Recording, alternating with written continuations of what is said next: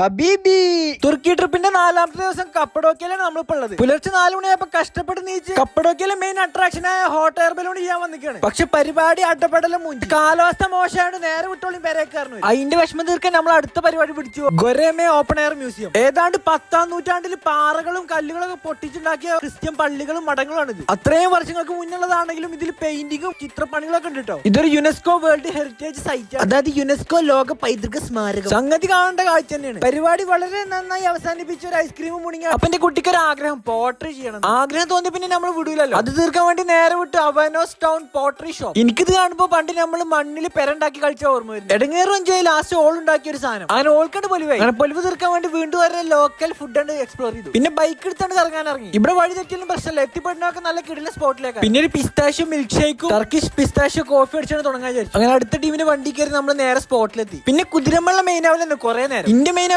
വിചാരിക്കും ഞാൻ ടോപ്പാണ്. എവിടെ അപ്പുറത്ത് മറ്റുള്ള തീരത്തിലാണ് നമ്മൾ ഈ അക്രമങ്ങളൊക്കെ കാട്ടുന്നത്. കപ്പഡോക്ക് ബസ് സ്റ്റാൻഡിൽ തന്നെ കുറെ ഏജൻസി ഓഫീസുകൾ ഉണ്ട്. അതിൽ ഏതിൽ കയറിയാലും നമുക്ക് ഈ ഹോഴ്സ് റൈഡ് ഒക്കെ ബുക്ക് ചെയ്യാം. നല്ല കിടിലൻ വ്യൂ എല്ലാം കണ്ട് കുറച്ചങ്ങോട്ട് എത്തിയപ്പോ നല്ലൊരു സൺസെറ്റ് ആണ് കിട്ടി. ഇന്ത്യ കുതിരക്കാണെങ്കിൽ ഒരു ഇളക്കം കൂടുതലാണ്. ഇങ്ങോട്ട് പാടാറല്ല അങ്ങോട്ടേ പോവുള്ളൂ. പിന്നെ ഞാൻ ടോപ്പ് ആയതുകൊണ്ടും ഇന്ത്യ കഥയിൽ ഞാൻ ഹീറോ ആയതുകൊണ്ടും ഞാൻ അതിനെ മെരുക്കിയെടുത്തു. അല്ല പിന്നെ അപ്പത്തിന് ഹീറോയിനെ എൻ്റർ ചെയ്ത് ഇനി കുറച്ച് നേരം ഓള് മെയിൻ ആയിക്കോട്ടെ. അല്ലെങ്കിൽ പടം വൺ സൈഡ് ആണെന്ന് നാട്ടുകാർ പറയില്ലേ. ഇനിയിപ്പോ നാട്ടുകാർക്ക് ഒരു വിഷമമാണ്. ഏതായാലും നമ്മൾ ചെറുപ്പത്തിൽ ആഗ്രഹിച്ച സ്ഥലങ്ങളിലേക്ക് നമ്മൾ എത്തിപ്പെടുമ്പോ കിട്ടുന്ന ഒരു ത്രില്ലുണ്ട്. ആ ത്രില്ല് അനുഭവിക്കാനാണ് നമ്മൾ പുതിയ പുതിയ രാജ്യങ്ങൾ കീഴടക്കാൻ പോണത്. ഇത് മാത്രല്ല ജീവിതമെങ്കിലും നമ്മുടെ ജീവിതത്തിൽ പ്രധാനപ്പെട്ട ഒരു ഭാഗമാണ് യാത്രകൾ. അത് ചെയ്യുമ്പോ കിട്ടുന്ന അനുഭവങ്ങളും ഓർമ്മകളും സന്തോഷങ്ങളും ഉണ്ടല്ലോ, അതൊരു ഒന്നൊന്നര സാധനമാണ് പോനെ. പക്ഷെ ഇതിനു വേണ്ടി നമ്മൾ ചെലവാക്കുന്ന പൈസ ഒന്നും നമുക്ക് ഒരിക്കലും നഷ്ടാവൂല. സാഹിത്യം പറഞ്ഞാൽ പരിപാടികൾ നടക്കൂല. ഓവർനൈറ്റ് ബസ് എടുത്ത് നേരെ പോവാ അഞ്ചാലിയേക്ക്. അഞ്ചാലി കാണണമെങ്കിൽ ഫോളോ ചെയ്ത് കൂടെ കുടിക്കും. അപ്പൊ മക്കളെ മാസലമാ.